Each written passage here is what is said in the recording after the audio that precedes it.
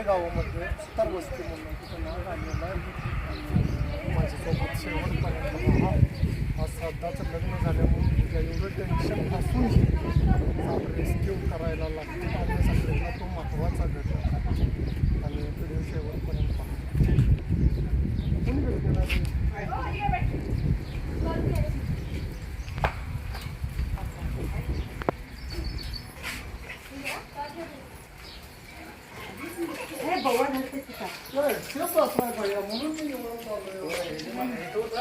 मित्रांनो भोसेगाव येतं या भैयाचं अभिनंदन. 1 तास वेट केला ना मला.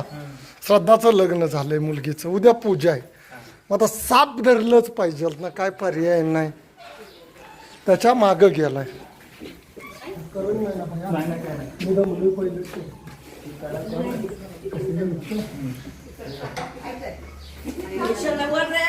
तुमच्यात सगळे गुणच आहे.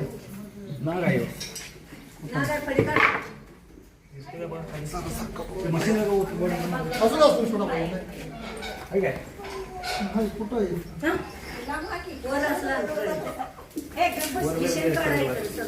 काम होईल. हे मशीन आपल्याला इकडं वडा कुठतीच नाही.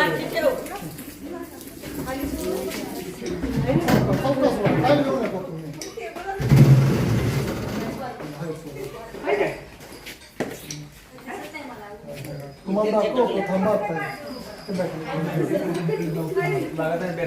जो की न्यूरोटॉक्सिकेशन परिपूर्ण आहे, जो नाग साप आहे, तो मी दाखवण्याचा प्रयत्न केला. तब्बल 1 तास झालं इथं येऊन बसलेला आहे.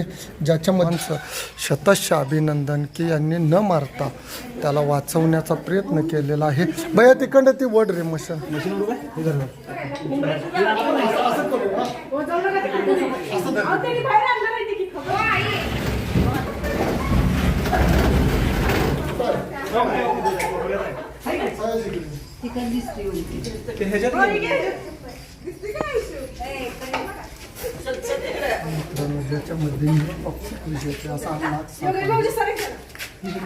मी बाहेर घेतो. थांबा याला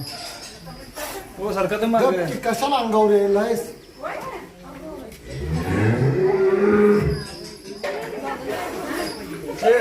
चला बाहेर या, बाहेर या.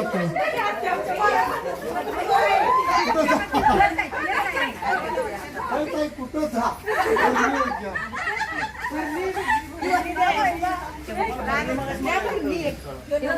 हा जो नाग आहे हा बरा. काय 2 मिनिटं शांत सांगतो. 2 मिनिटं माहिती सांगतो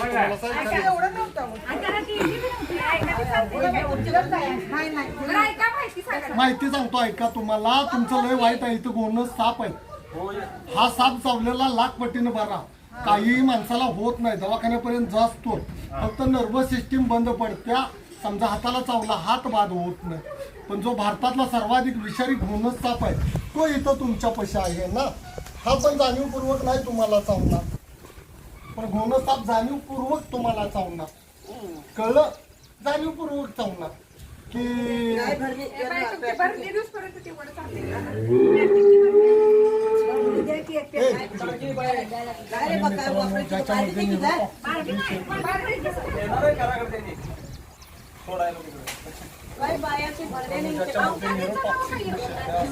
गावात घर मालकाचं नाव काय आहे भैया? घर मालकांचं नाव काय?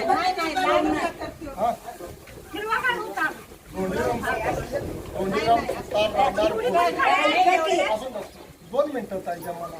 धोंडीराम सुतार म्हणून आहे. धोंडीराम सुतार म्हणून राहणार भोसे. त्यांच्या घरामध्ये हा गाईच्या गोट्यात आल्यामुळं त्याने रेस्क्यू करायला लागला आणि त्याच्यात न्यूरोटॉक्सिक विषय येते जो गव्हर्नमेंट हॉस्पिटल शिवाय अशा सापांना काय बघा घेत आहे. अवघ्याची माहिती केवढं मोठं कोण ह्याचं किटली एवढा मोठा तुमच्यात सापच आला नाही ताई.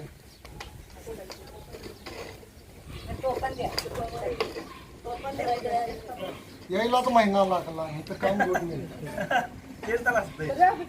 वाईट काय वाटलं. मी शिरडून मध्ये बोरगाव मध्ये साप धरला. त्या माऊली तुमचं कार्यालय आहे तिथं. तिथनं मी कवटात गेलो हो. हा आला असतो ना जवळ जवळ, पुन्हा पोरग जाईन ना.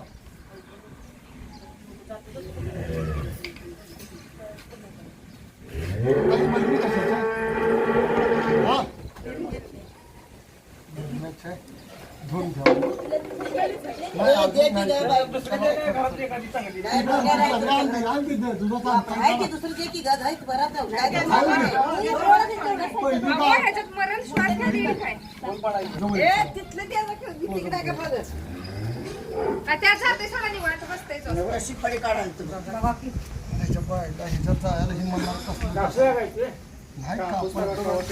नाही ती मगाचीच भरणी घेऊन घ्या.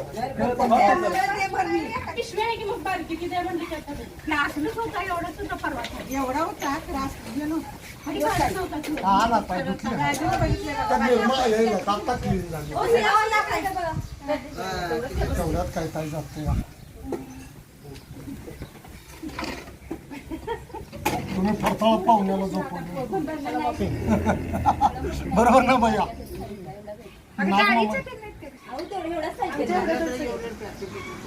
असं आता झालं याचं बसलं एवढं.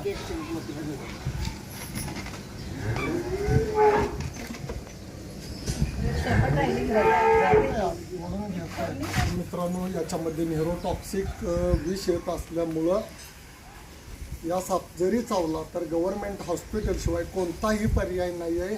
हायवेच्या जवळ जी भोसे गावात सुतार वस्ती येते तिथं आणि वन्यक्षेत्र जे आमच्या तालुक्याचं आहे ते मी दंडोबा वनक्षेत्र आहे. या वस्तीवर पहिले मी दोनच पकडलेले आहेत आणि या भोसे भागात जे सर्पमित्र आहेत किंवा मानवी वस्तीत आलेले साप जे वर सोडतात त्या लोकांची एक समजूत आहे की ते साप खाली येतात. असे कोणत्याही कुठं साप येत नाही. ज्या एरियात आहेत त्याच एरियात साप राहते. सुतार वस्तीमधलं पोरगं जाऊन दुसऱ्या वस्तीवर घर बांधत नसतंय. तसं साप हे इथं आणि सगळ्यातले महत्त्वाचे घटक आहेत. बेडूक, उंदीर, गायींचे गोटे आहेत, माशा होत्यात भरड्यानं, ते खाण्यासाठी बेडूक उंदीर राहतात आणि ते खाण्यासाठी साप येतात. माणसाचा सापाचा काहीही संबंध नाही. फक्त यांना भीतीपोटी हे साप रेस्क्यू करायला लागतात. आणि जरी असा साप मानवी वस्तीत येऊन कोणाला चावला तर कोणीही भ्यायचं नाही आहे. याच्यात न्यूरोटॉक्सिक विष येतं. गव्हर्नमेंट जे भोशाचं हॉस्पिटल आहे जवळच अवघ्या 2 ते 2.5 किलोमीटरवर आहे इथं हायवेला. त्याच्यामध्ये अँटी स्नेक व्हिनम नावाची लस मिळते. कोणीही नाही असे साप चावून मरण्यापेक्षा भीतीनं मरण्याचं प्रमाण वाढलेलं आहे. आणि तुम्ही व्हिडिओद्वारे पाहिलं असेल मित्रांनो, ही सुतार वस्ती आहेत.